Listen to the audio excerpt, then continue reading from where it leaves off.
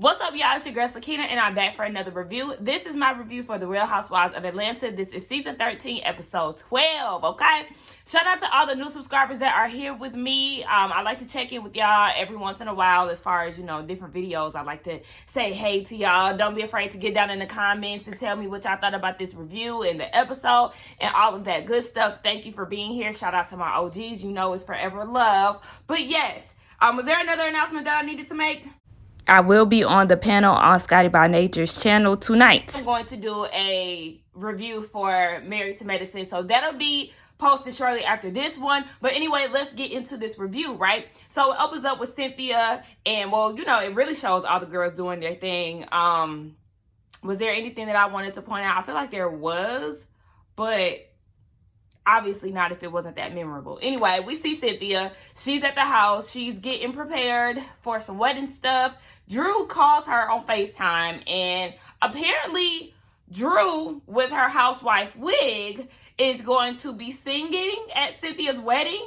I mean, they didn't flat out say it, but she was asking her if she's okay with Angel of Mine from Monica. That is my song. Hey, I never knew I could feel each moment. That's my favorite part, the bridge. But anyway, yeah, so she's going to be singing at the wedding apparently. And then Marlo had sent out a text to all the girls inviting them over to her house because she's having a gathering. Everybody is down with the exception of Cynthia because she has to go and find her mother a new dress for her wedding because her dress won't arrive until 6 days after the wedding. So,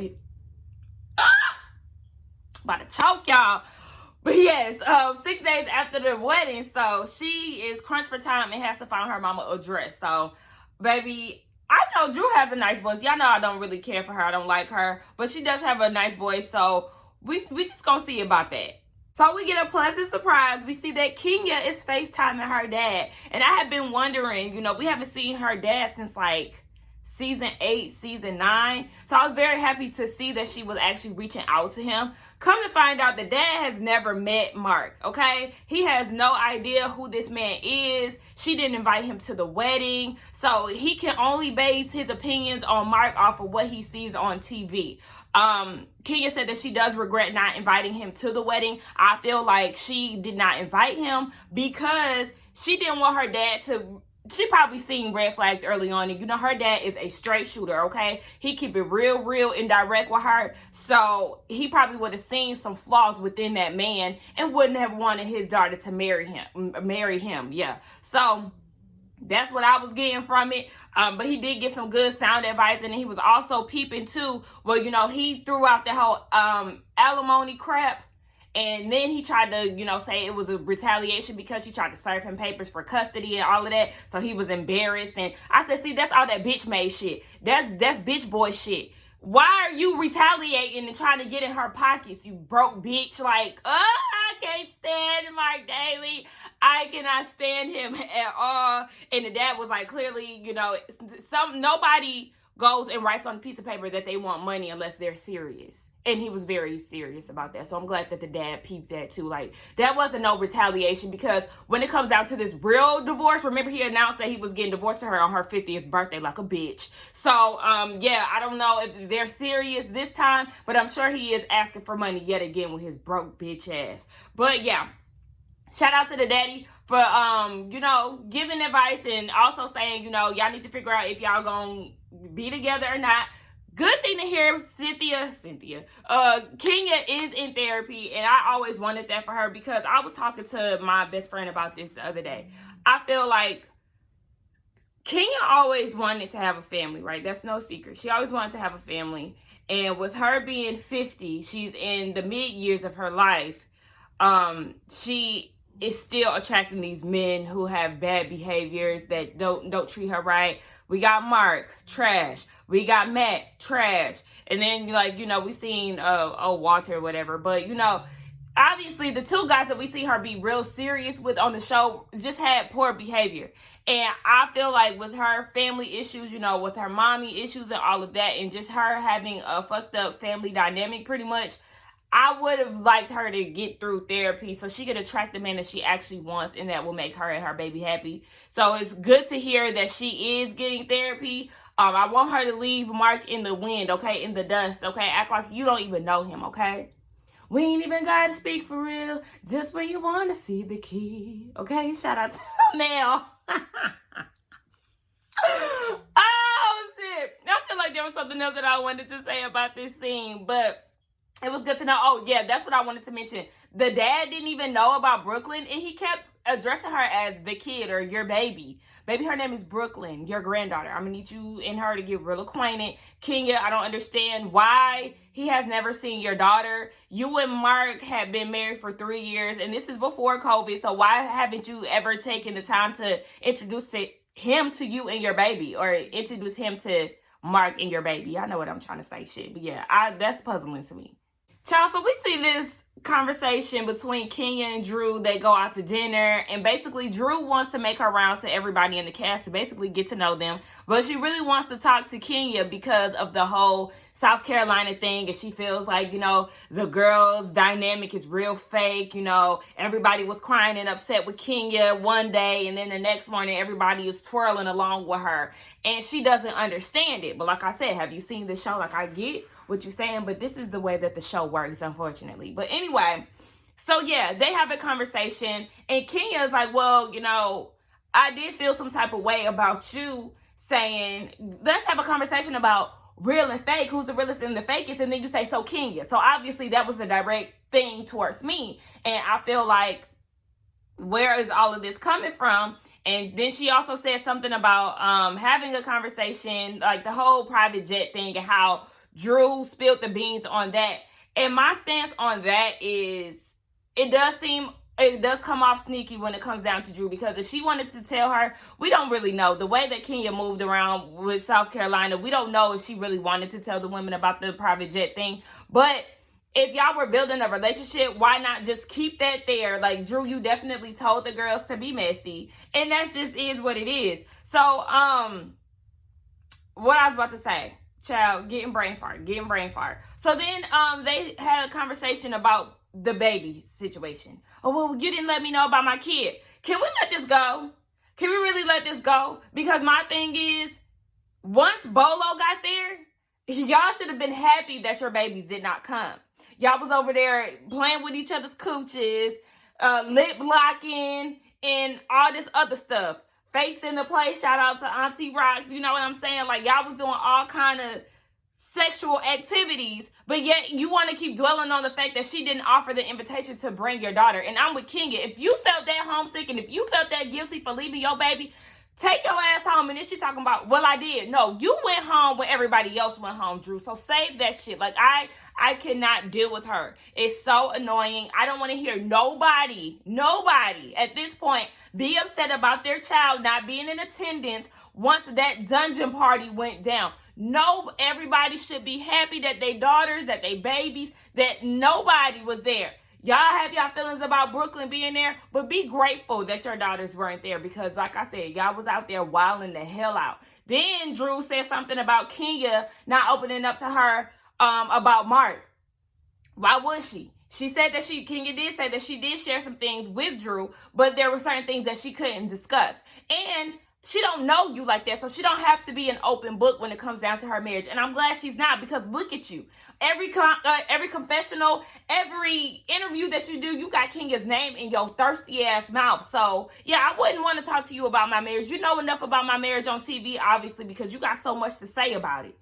Miss Glasshouse got so much to say about somebody else's marriage. But anyway, yeah, Kenya was like, you know what, let's wrap this up. They both agreed to go ahead and wrap it up because they kept talking over each other. Nobody could really get a word out, so they decided to wrap it up. Drew thought she was doing something when she asked to split the bill. Kenya was like, no, we don't do all of that. Like, either we paying or not. Like, there's no need to be splitting up taxes and all of this. Honey Bravo shady asses showed the bill. Kenya's bill was $31. Drew was $21. I said, so you mean to tell me, Drew, that you ain't got $51 in your account to just pay the whole bill? Like, what?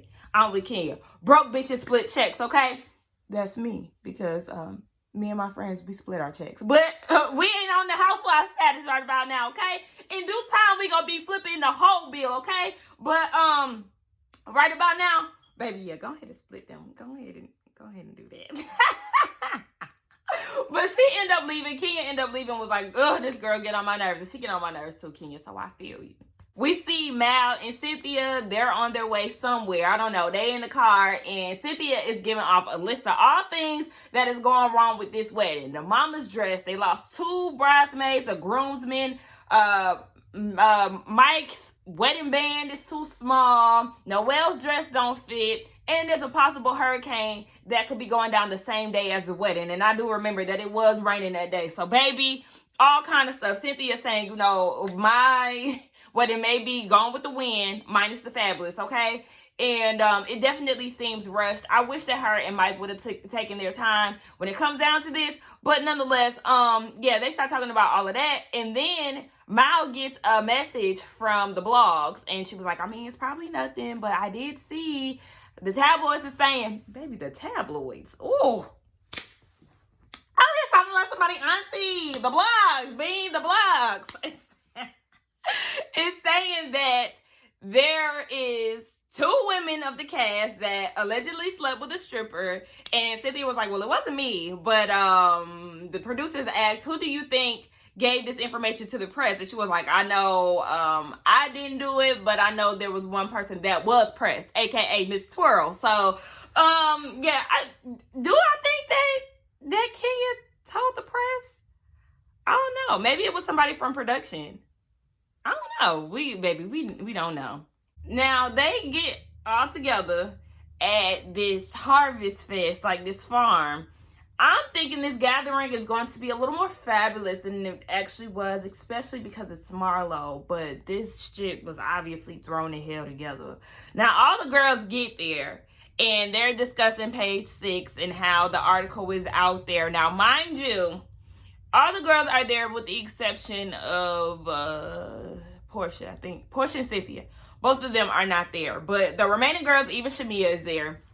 They talking about who did it. Now, Marlo is asking who did it as well, right? So y'all can't just get mad. But then all of a sudden, Candy has something to say about it too. But I'm like, look, you just told Don Juan all the tea. Now you back with the girls and you back acting like, you know, you bothered by this even being discussed. Shamia was like, well, whoever did it is the people who keep talking about it. No, sis, you trying to cover for your good sis. And no, it's not gonna work. Drew showed up, baby. I don't know what that pleather outfit was with that ill-fitted ass skirt, but try again. And she had a fanny pack on with that shit. No, ma'am. No, ma'am. No, ma'am. And then Toya, we see her with a sew-in. She got rid of her braids, which I love on her. But you talking about Drew's hair as if your hair just be laid like that. It wasn't bad, but at the same time, I'm thinking that hair gonna be bone straight. We ain't got to see your leave out because I seen some of your leave out. Look, I know I can't talk with my little beauty supply wig that's getting me by during my braid down, but still. Anyway, yeah, I was just like, it's not giving me anything. It's not giving me anything. I was not feeling Shamia's crinkled hair.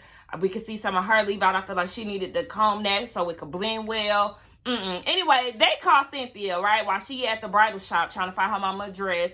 Cynthia's hat was small as hell on her head, and I noticed that when she was in the car too. But anyway, she tells them that she hasn't gotten a prenup yet and that she's actually going to do a postnup. I don't understand why it's so hard. I'm with Candy. Candy tried to tell y'all already. Y'all have so many things without these men. Y'all want to secure y'all own selves and y'all businesses and not allow these men to have any say-so or take over if shit gets ugly. But Kenya said she always advised people to get prenup. She just didn't follow her own advice. And Cynthia gonna do the same thing. I'm with Cynthia. All these damn K names. I'm with Kenya. After all the stuff that you've been through with Peter, in which did y'all see in the blogs that him and Apollo gonna be flipping houses? Best of luck to y'all. Anyway, yeah, after all the things that you've been through with Peter, you would think that you want to secure your own bag, but girl, go off. Go ahead, do your thing, girl. Since you act like you scared to talk about your own money and protect yourself, go ahead, let her do her thing. So the girls go on this haywire, right? And they was looking for Portia, but Portia is like an hour and a half out or whatever. Her GPS gave her the wrong direction, so she ain't gonna make it. Now, they discussed what's going on with Drew and Kenya and the dinner that they had. Everybody thought they were on good terms, but no, the dinner did not end well, so it is what it is. Now, Kenya was like, she was definitely coming for me and down at the table in South Carolina, and a lot of the girls thought the same. So Drew was like, no, I wasn't. Yes, you was. Yes, you was. Let's talk about who's the realest, who's the fake. So Kenya. And also, don't forget the conversation that you had with Portia on the steps. And y'all was, talking about how y'all don't like Kenya. So don't get it. Don't do it. Anyway, so yeah, they talk about how she was practicing her vocals, doing all that. And I meant to mention that too. I was like, why is she doing all of that? But yeah, she confirmed that, yes, she is singing at Cynthia's wedding. So she was trying to practice, and she asked Candy, don't you do that? She was like, not at dinner. Like, no. So everybody started making fun of Drew, like doing, I thought that was so funny. And then Kenya in her confessional, she keeps singing. I loved it. It was funny as hell to me. But yeah, so then Kenya and Toya end up leaving.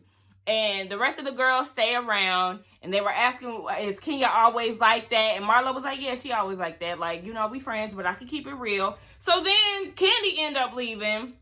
They still waiting on Portia to show up. But Drew says that those voice warm-ups, all of that helps you with your tongue and all of that. That helps with your speech. And she was like, she can actually, practice that, talk about Kenya. And maybe, that'll help out with her marriage.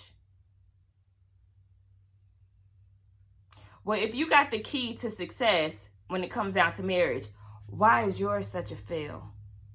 Why is your man leaving at 3 p.m. to go to Tampa and don't let you know? You have no idea that he's gone until you decide to break him some dinner and he's not in the room.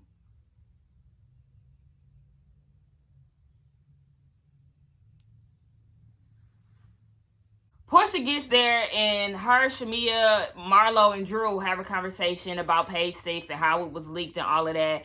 Portia said that she thinks that Kenya was the one who put it out there. I forgot to mention that Kenya did say she doesn't know who leaked it, but she feels like it was basically word of mouth. Like, people was talking about it, and then their friend went and told the blogs. I mean, that could be the case. Who knows? It could have been Kenya. Who knows? But yeah, they had a conversation about that. And then Marlo was like, well, I want to have a conversation with you, Portia, because I noticed ever since me and Kenya had this little 2-minute makeup. And I was like, what's that about? Like, why you keep trying to make it seem like y'all makeup was nothing? Marlo, like, I don't understand that. But anyway, she said, yeah, I haven't talked to you since, and I feel like you're feeling some type of way. And Portia was like, why do you think that? Because you do. You talking about being direct, but you're not being honest about how you really feel about Kenya and Marlo making up. She feels like it's convenient, and that it was like, okay, the timing was off. Why did you decide to forgive Marlo all of a sudden? First of all, that had nothing to do with Kenya, okay? If you want to question somebody's timing, you need to be trying to question Marlo's, because Marlo all of a sudden wants to be cool with Kenya, okay? Get that right. But you just don't like Kenya so much, you can't get that through your little slow-ass head. And I don't hate Portia. It's just the thing that she gets on my nerves sometimes. So, yeah, that's my whole thing. But anyway, yeah, she is feeling some type of way about Marlo and Kenya being friends, but she ain't going to be honest about it. Through the little scenes to show what everybody got going on, we see that Candy and LaToya talked about Kenya and Mark and how she tried to serve him papers and all of that. But then I just really want to talk about this whole scene with Drew, Shamia, and Portia. Why y'all always talking about Kenya? Every time y'all have a scene, y'all talking about her. And Portia keep talking about, I never be friends with her. Why are you so hell-bent on not being friends with her? Like, do you realize you're the reason why y'all are not friends? Do you really have a true understanding of that? If you never liked her, then that's okay. I feel like y'all shouldn't have tried to make amends and all of that to begin with when y'all got pregnant. But the fact that you try and you're the reason why y'all not friends, but yet you're so, like, opposing, like, it's just like, girl, get out of here. Like, she's so fucking annoying. Kenya is in therapy, and it's not the therapist that we see that usually rotate on these shows, Dr. Jeff, What was the other one? Damn, I can't think of her right now, but she was Portia therapist and she on Braxton Family Values. I can't think of her name right now, but Dr. Sherry. So, yeah, she has Dr. Christy, if I'm not mistaken, and Kenya is just talking about how she was very transparent with Mark and how she let him know, like, I have this, and this. Like, these are my issues. Take it or leave it. He accepted it, but she said she never got the same transparency from him. And she thought, you know, after a while he'll come around, and it just never happened. And it mirrors the same relationship that she has with her mom. So she really just wants to know why she keeps dating these men who are emotionally unavailable to her. And I have the same issue. I've noticed that. Thankfully, I've realized that at a young age. So I'm making a cautious decision to be very mindful of who it is that I entertain. But yeah, she wants really acknowledgement from her mom, and she doesn't like the treatment that she got from her mom. She felt like throughout these years, her family did not protect her. They sat back and just watched her mother ignore her and act as if she was invisible. And I remember her saying that in the previous season, how they would be at family events and her mom would just act as if she was never around. And then her Aunt Lori to even get an attitude with Kenya for simply showing up to her mama's house and wanting answers. That who wouldn't want that? That's your mom. And for majority of your life, Kenya's 50 right now, and she still doesn't have answers from her mama. Like, yes, I don't understand why people don't get that. And I'm so upset with her family for just allowing that shit to happen. But then again, you know, families do that in the black community, right? We let the pedophile uncle get away with murder. You know what I'm saying? Like, get away with touching the kids and all of that, and everybody acts as if they didn't see it. So that really doesn't surprise me, but it's very frustrating. Like, it's very frustrating. I don't like that. I don't like the fact that she had nobody really, not even her Auntie Lori on her side when it comes down to her mom. So she said as a kid, she lashed out. She got in a fight. She skipped school. She started dating somebody who was 11 years older than her at the age of 15. And he was abusive. And it just didn't, like, she never had a healthy relationship to feed off of. And it's very unfortunate. I hate that about Kenya. I really hate that for her. I hate that for anybody. And that's a lot of people who are experiencing that. She said that the relationship with her mom and Mark, they have a tendency to look at her as if she's the bad guy. And even the way that she handles Mark, she said that she doesn't yell at him. She doesn't give off any anger towards him, but his communication always stems from like an angry standpoint. And I believe that. I believe that she really does try to do her best to be with Mark, and he just pays her dust. I don't really understand what his point of marrying her was for, because anytime that we've seen this man on TV, he just has not been like that guy to where we see, oh my gosh, I see it. Like, I see exactly why they're together. It's always some type of asshole behavior that he's giving her. So yeah, the therapist was asking her, how are you dealing with your emotions? Because, you know, this is a public divorce. So you could be sad and unraveling. You could be lashing out. And we've seen flashbacks of her doing so. And she said, you know, she really doesn't focus on her emotions. She just worry about what she has going for the next day. But she said that she is going to try to prioritize her happiness and give Brooklyn the best family that she can give her, even if it wasn't what she had in mind. And she even said that she didn't want kids at one point because she didn't want to be like her mom and, you know, all of that. So look, you're going to be the best mama that you can be, okay? Don't let nobody Kenya talk shit about you. All the people who are so against you and don't realize that you're human just like the rest of us, girl, fuck them. Focus on your happiness. Love will come your way when you least expect it. And once you finally get your, you know, the stuff that you have with you together, girl, just wait on it. I can't wait to see her in a successful, happy relationship. I really can't. But that was the end of my review, y'all. Y'all let me know what y'all think. I forgot to tell y'all. That's something that I forgot to tell y'all. Be on the lookout for me on the panel tomorrow on Scotty by Nancy's channel. I will be there. So yes, I knew it was something that I wanted to bring to y'all. I'm sorry about that. But if y'all watch to the end, then yes, y'all will know that I will be in the panel. So check your girl out. The link will be in the description box below. Don't forget to like, comment, and subscribe to my channel. And I will see y'all in the next one. Bye.